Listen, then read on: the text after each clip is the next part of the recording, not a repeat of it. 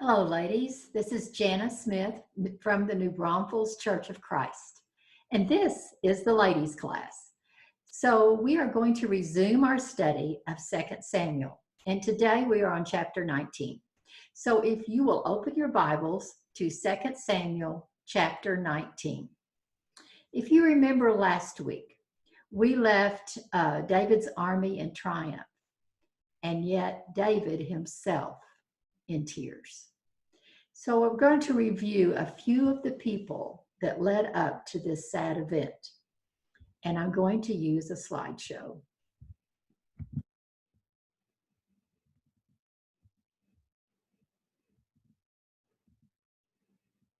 Do you remember Ziba, who brought the news to David as he was leaving in disgrace from Jerusalem? And he told him, you know, my master, Mephibosheth, is a traitor. He stayed in Jerusalem, hoping that he would regain the throne for the house of Saul. Oh, after all the things that David had done for Mephibosheth. Remember, he was lame in both feet, and David found him and brought him to the palace because of the vow he had made to Jonathan. And he seated him at the king's table. He treated him like a prince.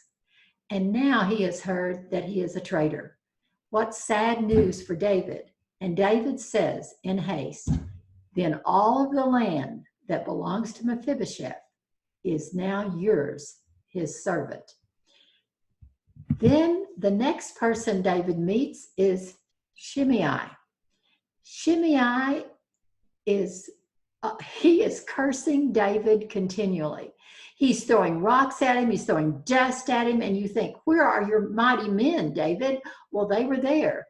And David would not let his mighty men touch Shimei. Shimei was from the tribe of Benjamin, and he felt like that David had stolen the throne from King Saul. And that's why he was cursing him. And David said, maybe God will remember. He said, leave him alone and let him curse, for the Lord has told him to.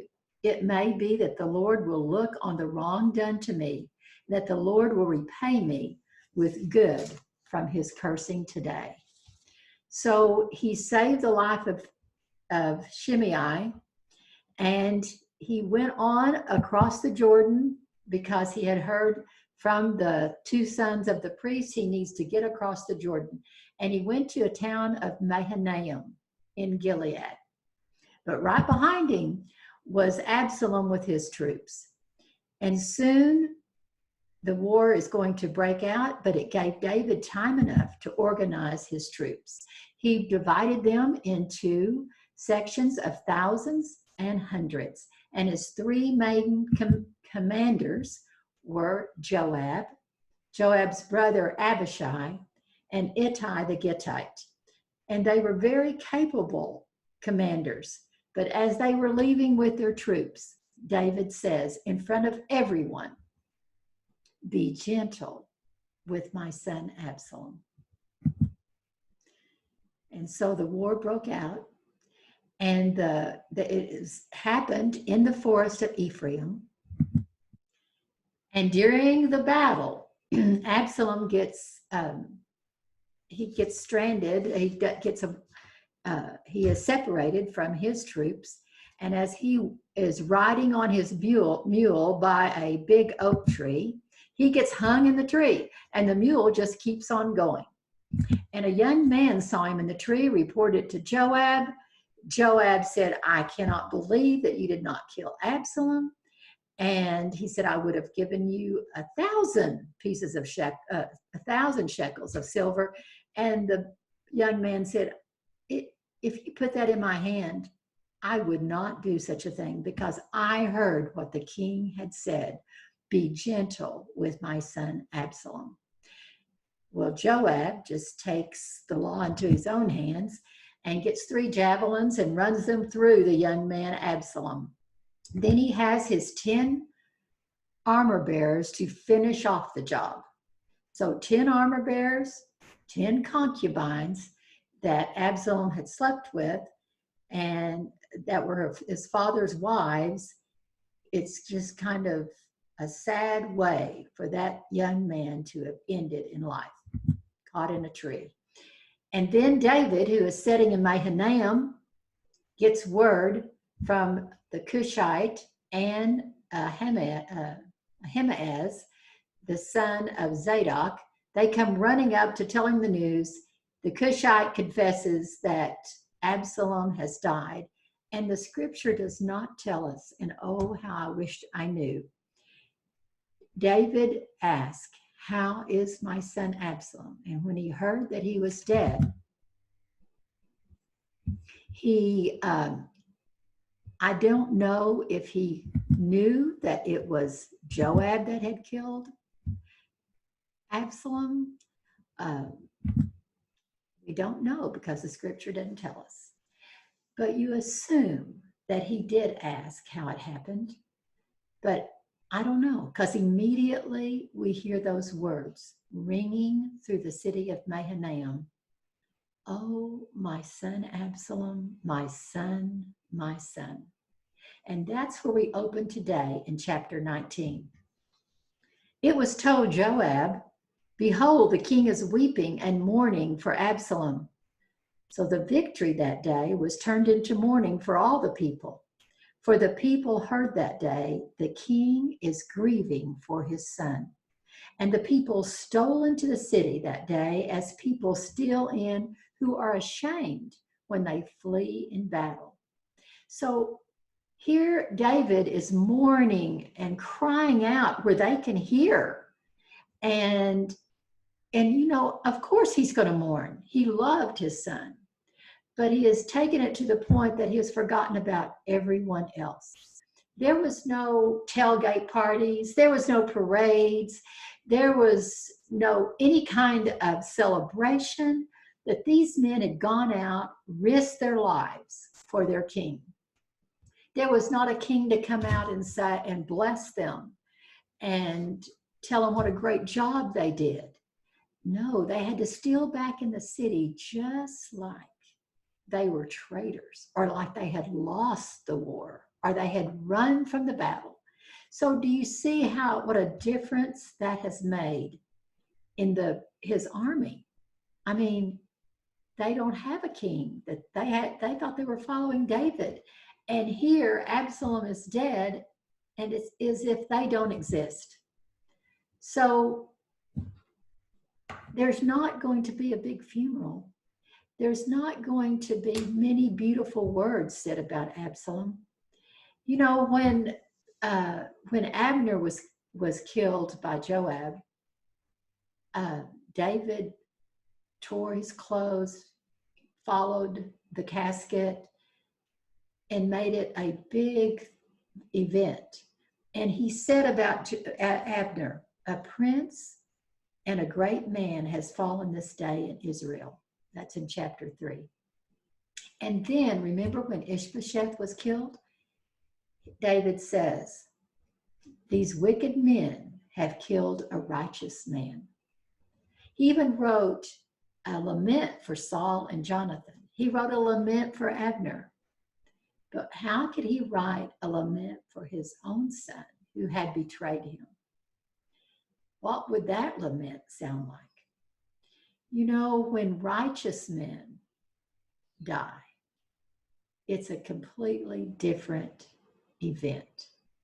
My daughter-in-law went to a funeral once, a few years ago, and as she went by the casket, because it was open casket, it was a viewing first, there was the father of her good friend. And she didn't really know him that well. But in his one hand, he had a royal flush. He had cards that showed a royal flush. In the other hand, he had a can of beer. And on his head was a baseball cap with his favorite team. And when they had the funeral, the minister said, "You know, he wasn't a good father. And he wasn't really a good husband. He wasn't a Christian. He loved his beer. He loved his cards. He liked to gamble. And he loved his baseball team. But the sad part is He didn't love God. But you know what? You have another chance. You people sitting here, you have a chance. God has given you that extra day to make a commitment. Wow, what a funeral. When someone today dies that's a Christian, it's a celebration. You can ask the Freck family. They just said many wonderful things about Ron Freck. And I know they're all true. I felt like I had really known him just from his good deeds. And there's going to be another memorial service for Charlie Faust. And it will be just the same because we love Charlie Faust and we loved Ron Freck. And they were great Christians. What a difference. And we mourn for them, but we go on because we know we will meet them again. But David's mourning was to the extreme. And he had a commitment to the people that had gone out and fought for him. So let's go to verse 4. The king covered his face, and the king cried with a loud voice, "Oh, my son Absalom, oh Absalom, my son, my son." And then Joab appears. Now I just want to tell you, Joab in this instance is a great friend. This is the kind of friend we all need. He really stepped up to the plate. He just said it the way it was. Now, Joab knew the king very well. And Joab had killed Absalom, really. I guess his armor bearers finished him off, but he was the one that commanded it. But Joab still was a good friend to David. And I don't think David could have taken the advice that Joab gave him if David didn't know it was done out of love. You know, this is the kind of friends that we need in the church, that when disaster hits, they can step up and tell us what to do. They can give us good advice, and they are there at our side. So this is what Joab says. Then Joab came into the house to the king and said, "You have today covered with shame the faces of all your servants who have this day saved your life and the lives of your sons. And not only that, the lives of your officials and all of the men that fought for you and your daughters and the lives of your wives and your concubines, because you love those who hate you and you hate those who love you." He's talking about Absalom. "For you have made it clear today that commanders and servants are nothing to you. For today I know that if Absalom were alive and all of us were dead today, then you would be pleased. Now therefore arise, go out and speak kindly to your servants. For I swear by the Lord, if you do not go, not a man will stay with you this night. And this will be worse for you than all the evil that has come upon you from your youth until now." If you don't get out of that bed, or you don't put on your kingly garments and go out there and face the troops. You know, sometimes when we are buried in grief, some people can give you the best advice and it just hits you in the face. You know, you may wonder, how do parents, how do they ever recover from the death of a child? Well, my son told me that they heard a sermon that just really, they took to heart. That there was a couple who had lost a child, and they asked him, "How did you do it? How did you overcome the grief?" And they said, "Every day when the sun came up, we got up and we asked the Lord, just let us make it through this day. Not next month, not next year. Just help us make it through this day." And that's what they prayed every day. So that's my advice to the people that have lost children. You just pray that God gives you the strength to make it through one day at a time. And that's what Joab is saying. It's time to get up and go out there and fight and show your people that you are behind them and that you are the king that they fought for. And so, guess what? David did. He got up and he went out and he sat by the gate. And the word spread all over. Then the king arose in verse 8 and took his seat in the gate. And the people were all told, behold, the king is sitting in the gate. And all the people came before the king, and Israel had fled every man to his own home. So the winning side came before David. The rest of them went to their own home. And we've talked about this before, because it's not the only time it says this, that we just feel comfortable in our own home. And they are probably taking down those campaign signs of Absalom, and they're putting up campaign signs for David. Whether they listen to CNN or Fox News, the word is David has won the victory. He is now taking over as king. But it wasn't complete yet. David had to have the support of all of his people. And guess what? Just like you would see on the news, they're arguing. If you will look at verse 9, and all the people were arguing throughout all the tribes of Israel, saying, should we count the ones with the hanging chads? Should we count those votes? Remember that in Florida? What a mess. It's kind of how it is down Israel at this time. The king delivered us from the hand of our enemies and saved us from the hand of the Philistines. And now he has fled out of the land from Absalom. But Absalom, whom we anointed over us, is dead in battle. Now, therefore, why do you say nothing about bringing the king back? So now they're arguing, you know, the one we anointed, the one we were for, they lost the election. He's dead.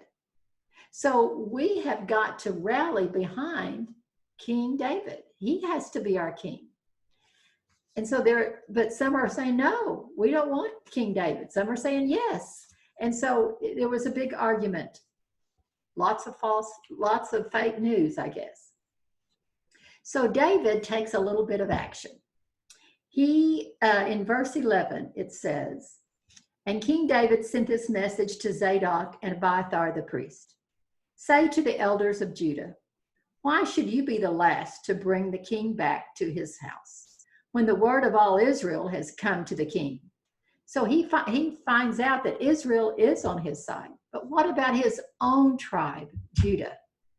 Listen, Abiathar and Zadok, you need to get them on our side. You need to do your campaigning. And say to Amasa, this is going to help. Are you not my bone and my flesh? God, do so to me and more also, if you are not commander of my army from now on in place of Joab. And he swayed the heart of all the men of Judah as one man, so that they sent word to the king, return both you and all your servants. Oh, I can't imagine the reaction Joab had when he found out he was no longer the commander of the army. He had been replaced by the enemy, Amasa, the commander of Absalom's army. I don't know why David did this. Obviously, my first guess would be political reasons. That brought Judah over to his side. It showed him that the ones that had gone up against him and had followed Absalom were now forgiven, and he had made their commander his commander. But it makes you wonder that did he have any resentment against Joab? Did he find out that Joab had killed Absalom? Did he not like that speech that Joab said, you get up and you go out there and you be the king? We'll never know because scripture doesn't tell us. But we do know that Judah now has gone to the fords of the Jordan to meet their king. Wow. You know, we have to get up. We have to do something. We have to meet our king. We have to follow his commands. And we have to be a believer. And we have to have faith. And that we know that with God's grace, we're going to get to heaven. So we can't just sit around and argue about who's going to go meet the king. No, we need to go meet the king. Verse 15. So the king came back to the Jordan, and Judah came to Gilgal, because that was just a good place to meet him, to meet the king and to bring the king over the Jordan. And Shimei, this is the one that threw rocks, the son of Gera, the Benjamite, from Bahurim, hurried to come down with the men of Judah to meet King David. So he's with the men of Judah. And not only that, he brings 1,000 men from Benjamin. You know, after the way he acted, he may need 1,000 men. I mean, that's kind of a backup, right? He's the one that threw dirt, that cursed David and the mighty men, and threw rocks all the way that what David was passing by. Wow. He even ran along the side, still throwing rocks and dust. Well, let's see what he does. And then guess who else comes? Ziba, the one that has inherited all of Mephibosheth's lands, the servant of the house of Saul, with his 15 sons and his 20 servants, rushed down to the Jordan before the king. Wow, we've got some explaining to do. And they crossed the ford to bring over the king's household and to do his pleasure. In another version, it tells us that they used ferry boats to go across the Jordan to bring all the people across. And guess who's going to do that? Ziba and his servants and his sons. And then here's Shimei with 1,000 men to help, to bring him over to meet the men of Judah, to do what he thought was good. Well, when Shimei gets across the Jordan and faces David, this is what he does. And Shimei, the son of Gera, fell down before the king as he was about to cross the Jordan, and said to the king, "Let not my lord hold me guilty, or remember how your servant did wrong on the day my lord the king left Jerusalem. Do not let the king take it to heart. Your servant knows that I have sinned. Therefore, behold, I have come this day, the first of all the house of Joseph, to come down to meet my lord the king." And Abishai, the son of Zeruiah, answered, "Shall not Shimei be put to death for this, because he cursed the Lord's anointed?" But David said, "What have I to do with you, you sons of Zeruiah, that you should this day be as an adversary to me? Shall anyone be put to death in Israel this day? For do I not know that I am this day king over Israel?" And the king said to Shimei, "You shall not die." And the king gave him his oath. Wow. Shimei, can't you just see him? Falling down on his face, begging for mercy. He says, "I know, David, that I have sinned, but let's just pretend it did not happen. Please forgive your servant, please."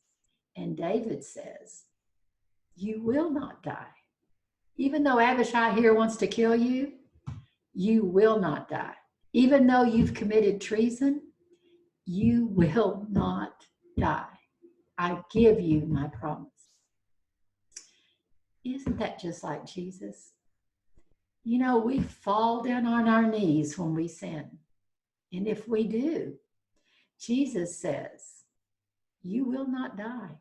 You will live forever. I give you my promise." Because you have asked for forgiveness. What a wonderful thing.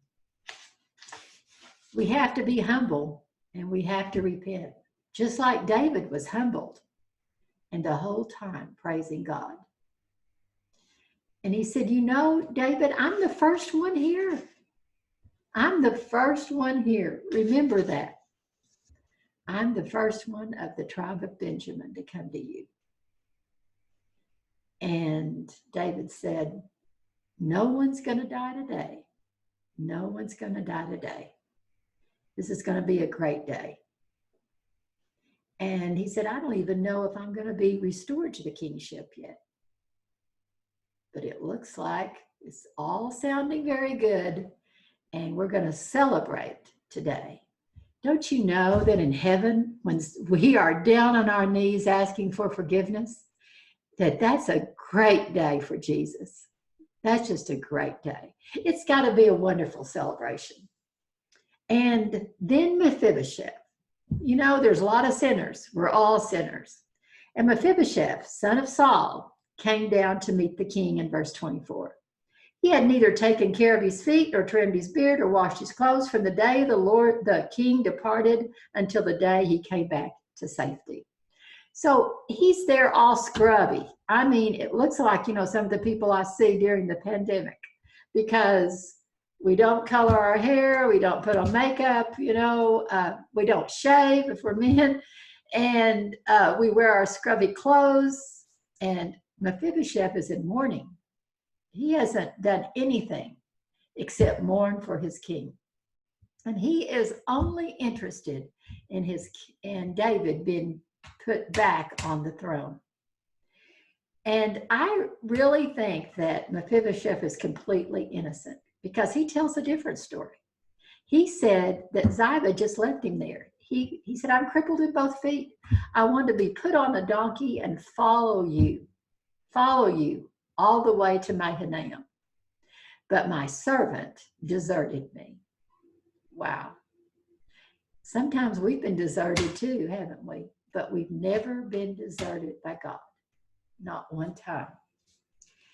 And he said, remember, your servant is lame, and I needed someone to help me. So if you go to verse 28, it says, for all my father's house were but men doomed to death before my lord the king, but you set your servant, which was Mephibosheth, among those who eat at your table. What further right have I than to cry to the king? How can I even say one complaint when you put me at your table? It's okay. It's all right that all the land was given to Ziba. I don't really care. I'm just glad that you are going to be restored to your throne. And isn't that the way we should feel about God? When our plans do not go the way we want them, but it was all part of God's plan, yes, we want him restored in our hearts when we desert him. And Mephibosheth said to the king, oh, let him take it all, since my lord the king has come safely home. You know, I really don't think that Ziba got all the land back. I think the word of the king is like the law. They both got their equal share. And we'll never know who was telling the truth. I assume it was Mephibosheth. But the Bible, again, the Bible does not tell us.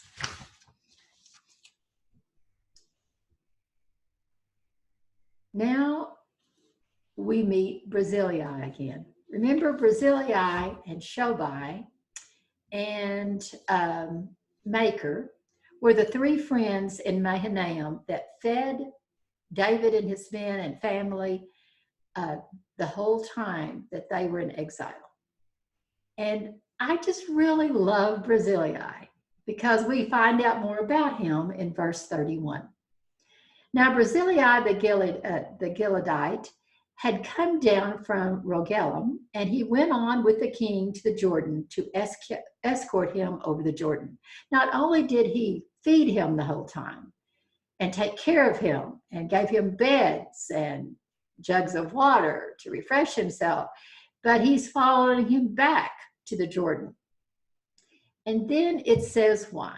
Barzillai was a very aged man, 80 years old, and he had provided the king with food while he stayed in Mahanaim, for he was a very wealthy man. And the king said to Barzillai, "Come over with me, and I will provide for you with me in Jerusalem." But Barzillai said to the king, "How many years have I still to live, that I should go up with the king to Jerusalem? I am this day 80 years old. Can I discern what is pleasant and what is not? Can your servant taste what he eats or what he drinks? Can I still listen to the voice of singing men and singing women? Why then should your servant be an added burden to my lord the king? Your servant will go a little way over the Jordan with the king. Why should the king repay me with such a reward?" Oh my, what a wonderful story. Here's Barzillai, 80 years old, a wealthy man, but guess what? He's a generous one. He has provided hundreds, meals. No telling how many meals he has provided for all of these followers of David. And he has been there to provide comfort in every way. But he said, "You know, David, I'm old. I like my bed. I want to stay in it. I want to sleep in it at night. I've got that mattress just the way I like it. And, I can't taste anymore.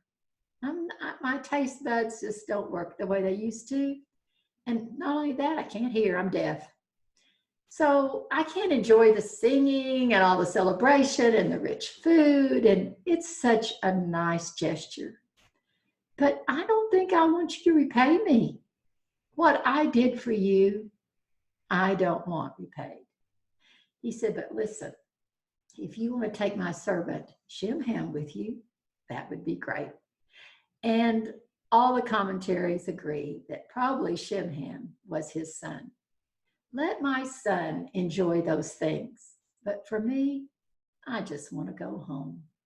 Don't we all just want to go home one day? Yeah, because we've got a great home waiting on us. So in verse 37, let us finish this off. "Please let your servant return, that I may die in my own city near the grave of my father and mother. But here is your servant Shimham. Let him go over with my lord the king, and do for him whatever seems good to you." And the king answered, "Shimham shall go over with me, and I will do for him whatever seems good to you. And all that you desire of me, I will do for you." Then all the people went over the Jordan, and the king went over. They were ferry boated over. And the king kissed Barzillai and blessed him, and he returned to his own home. Ooh, that's a good story. Just what we want to do one day, right? Because we've been kissed by the king, and we get to go home. Verse 40, "The king went on to Gilgal, and Shimham went on with him, and all the people of Judah, and also half the people of Israel, brought the king on his way." Woo, we could just stop right there. The king's returning, and we've had this good story of Barzillai, which reminds us of going home ourselves to the king. But I'm sorry to say, people just don't get along. Now they're arguing about who was to bring the king over first, and the tribes have split. The northern tribes are hurt because they're the ones that didn't bring the king over, and after all, they have 10 shares in the king. They should have brought him over the Jordan, but no, Judah beat them to it, and part of Israel. So this was just a precursor to the divided kingdom, which was not what David intended at all. He wanted all the people to bring him back to be king in Jerusalem once again. And I'm not going to read all those verses, but in verse 43, the very end, it says, "And the men of Israel answered the men of Judah, 'We have 10 shares in the king, and in David also we have more than you. Why then did you despise us? Were we not the first to speak of bringing back our king? But the words of the men of Judah were fiercer than the words of the men of Israel. So right there on the banks of the Jordan, they had a big argument. What a sad ending to chapter 19. You know, that's what the church is all about. Not argument, but getting along with one another. Having friends like Joab who can come in and tell you this is what you need to do. Not just some friend at work or someone off the street, but someone that you relate to, that you have a relationship with, that can walk in and say, you need to get up and you need to make it through this day, because this is the day the Lord has made. Let us rejoice and be glad in it. Thank you for listening. Goodbye.